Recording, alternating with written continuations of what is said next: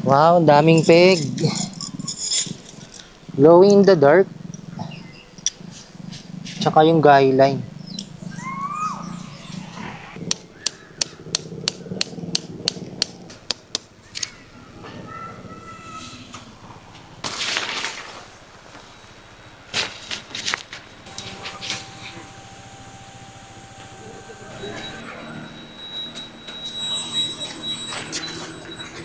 Ganda ng tarp. Ayun, maganda ah.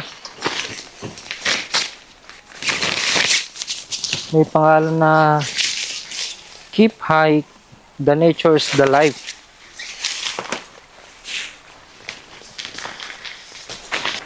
Ah,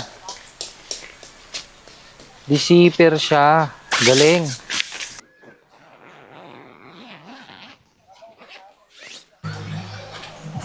Kagandahan dito kay Keephike, pag binili nyo tong tent nila, may kasama na siyang pole bukod sa tarp na kasama niya. So hindi na kayo mga problema. Ayun. Pole sa harap, tapos yung poles para sa malit na pintuan sa likod. So ang ganda ng pole ah.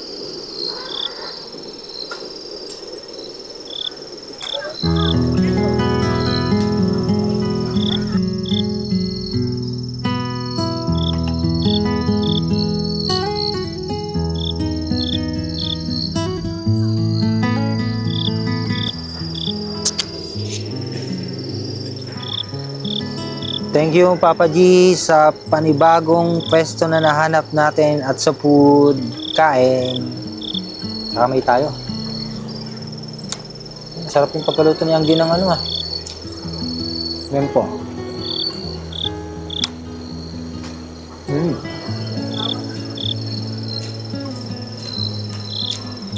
Yeah.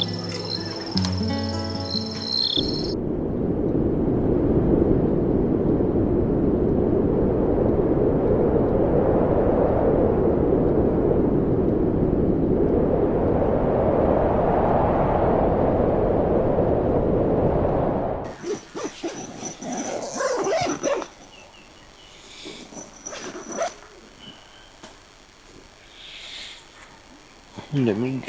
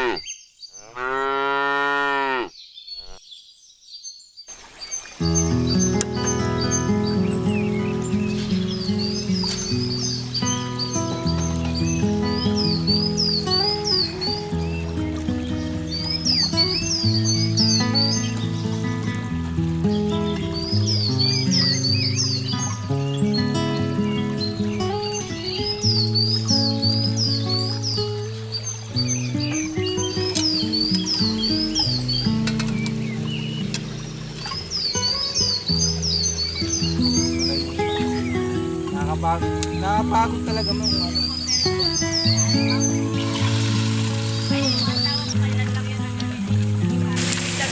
Parang ano pa lang.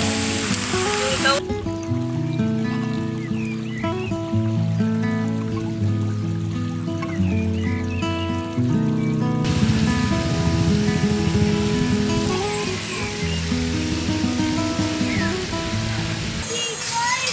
Good morning mga master, napakaganda ng umaga dito sa Camp Marilaque. At mag-aalmusal tayo kaharap ng ilog. Kung naghahanap kayo ng campsite na car camping, motocamping, friendly, tapos ako mahilig ako sa saro lang, as in plain lang ba yung campsite na pinupuntahan ko, is isa si Marilaque Camp na maganda na puntahan dito sa Tanay.